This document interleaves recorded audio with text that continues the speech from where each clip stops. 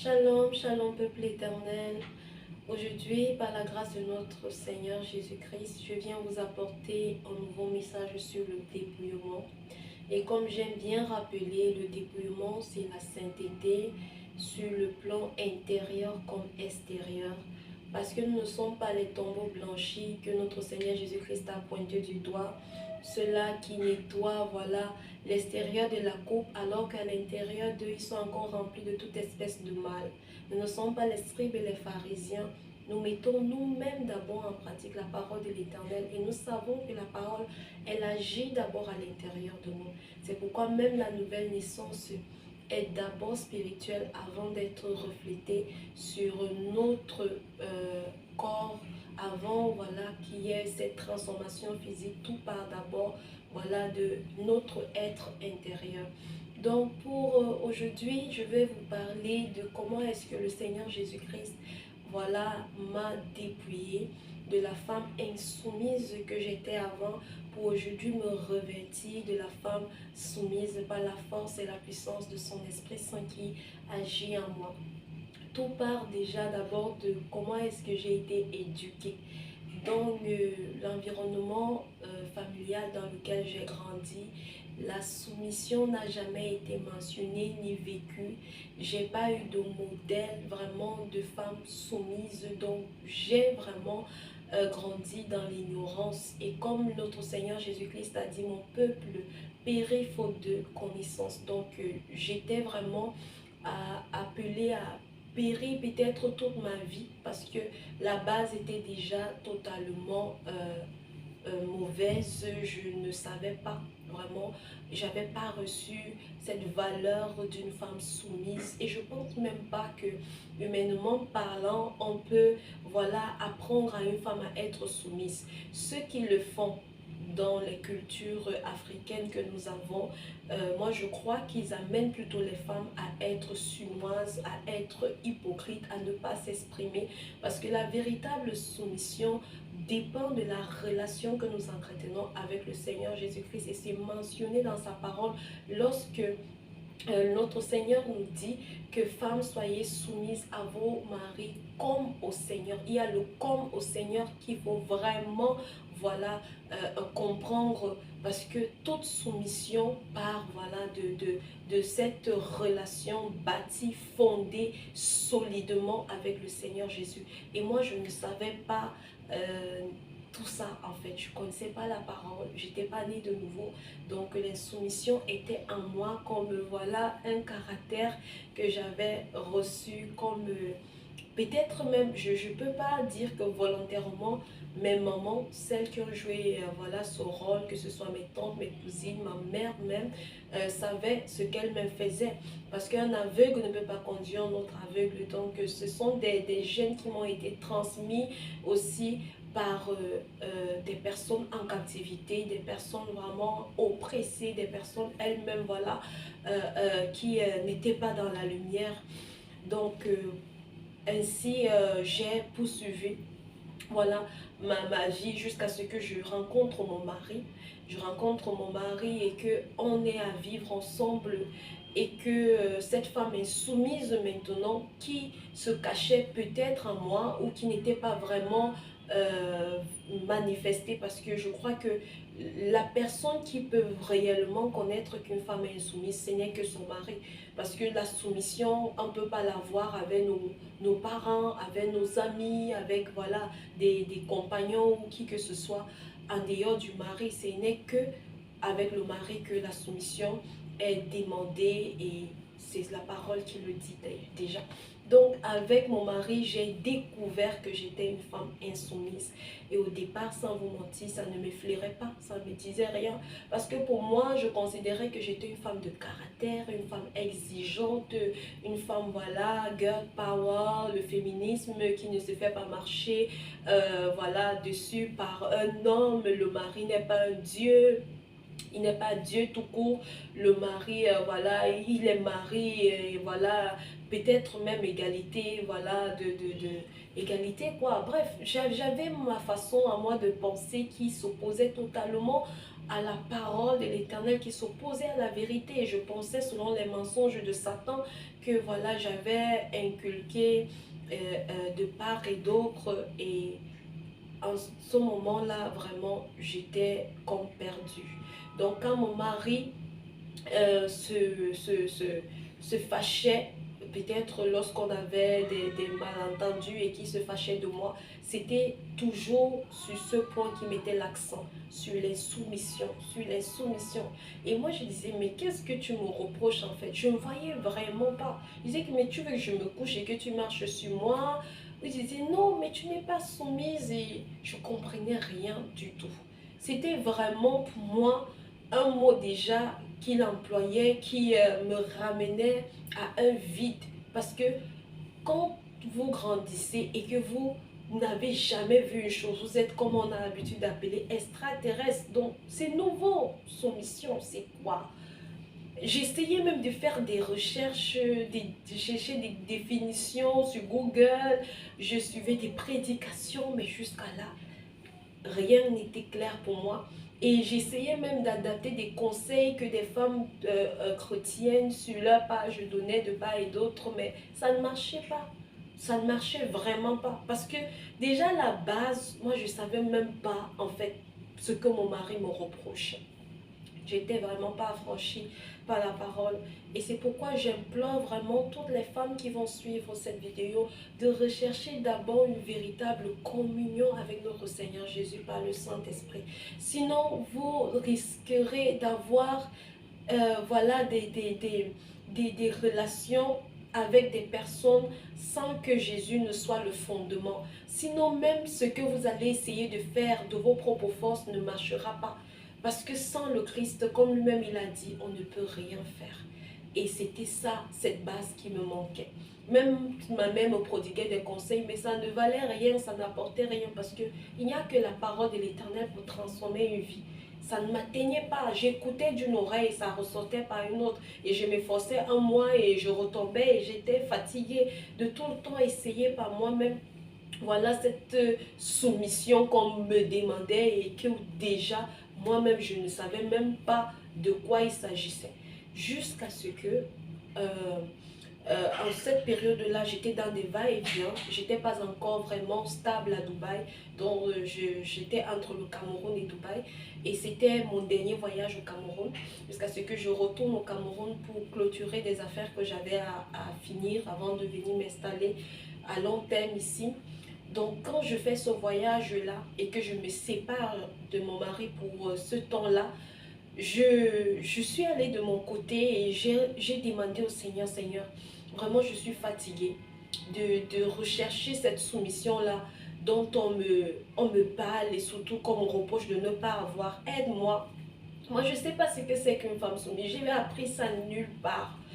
Je peux même pas, même mes propres forces, mes limites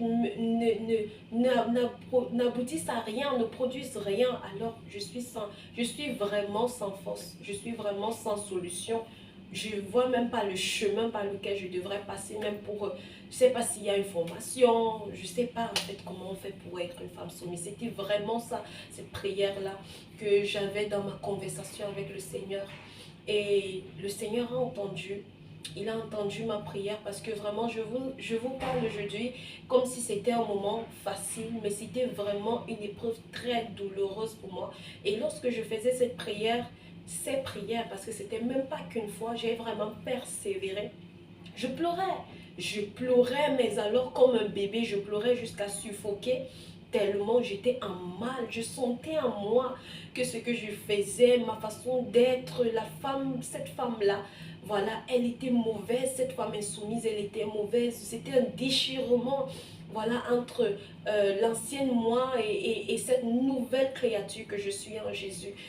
Et franchement, je bénis l'Éternel de pouvoir aujourd'hui rendre ce témoignage parce que je ne savais pas que ça allait un jour être possible. C'était au mois de juin que j'ai eu à faire cette prière.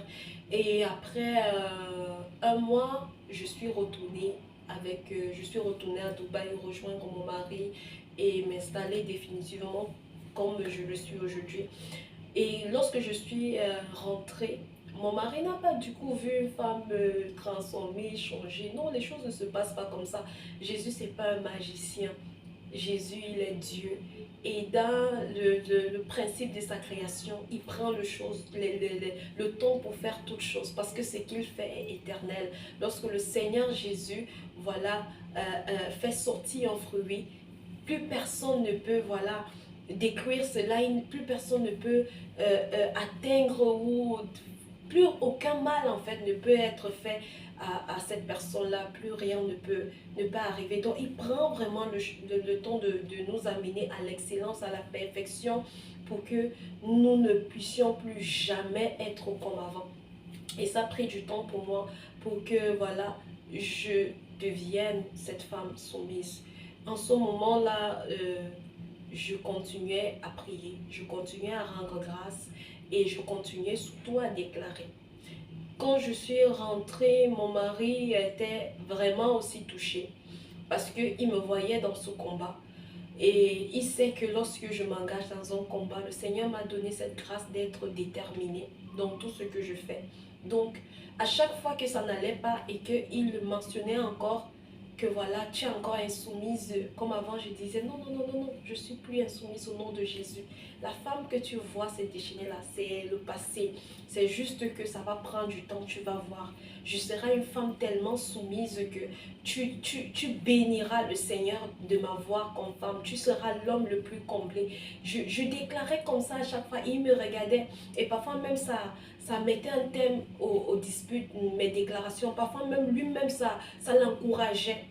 Ça l'encourageait. Parfois, lorsque ça va mal dans un couple, une personne forcément est découragée ou alors se sent tellement mal qu'elle peut prendre des décisions. Mais le fait que voilà, l'autre revient avec la positivité, ça rebooste les choses. Et moi, chaque fois vraiment que ça n'allait pas, je venais, je demandais pardon. Je n'attendais plus vraiment de comprendre vraiment le mal que je faisais, mais je comprenais directement que mon mari avait eu mal.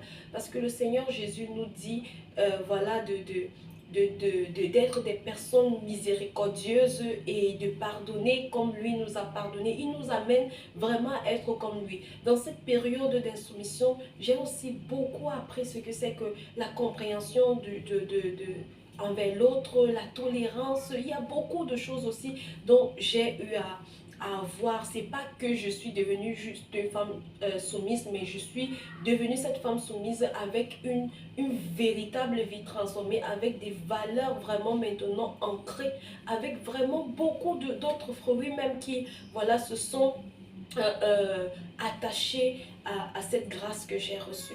Donc c'était un peu ça.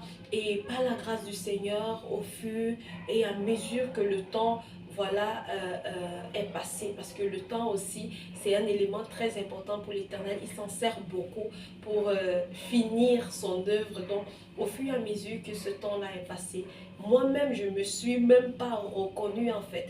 Aujourd'hui, dans mon mariage, dans mon foyer, il y a une paix indescriptible au point où même mon mari et moi, nous sommes souvent choqués, étonnés. On compte parfois comme ça que la dernière fois qu'on s'est disputé, c'était quand, la dernière fois qu'on s'est pris la tête, c'était quand. Vraiment, dans cette femme soumise que je suis aujourd'hui, j'ai aussi acquis une grande sagesse, une très grande sagesse, où tellement le Saint-Esprit est mon allié, où je sais me référer à lui pour tout, mais vraiment pour tout. Comment même faire pour rendre mon mari heureux, qu'est-ce qu'il aime, qu'est-ce qu'il n'aime pas, quand je dois me taire, quand je dois parler, est-ce que c'est nécessaire, est-ce qu'il faut hocher la tête, ignorer, comprendre. Donc le Saint-Esprit vraiment, ouf, il est opérationnel 24 heures sur 24 dans la vie de la femme soumise que je suis aujourd'hui. Et c'est tout simplement extraordinaire. Et je voulais partager cela avec vous.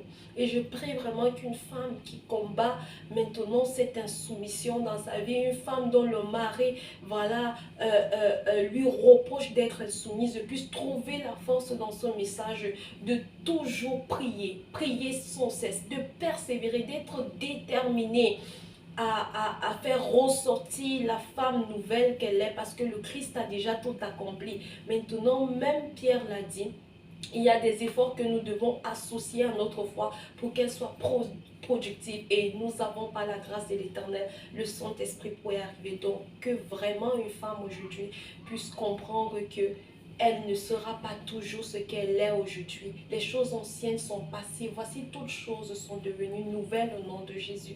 Si j'ai pu y arriver, moi qui est partie de la femme insoumise, vraiment insoumise, perdue à jamais, à une femme soumise, retrouvée en Christ, c'est un miracle qui peut aussi être ton partage. C'est un miracle que tu peux recevoir dans ta vie.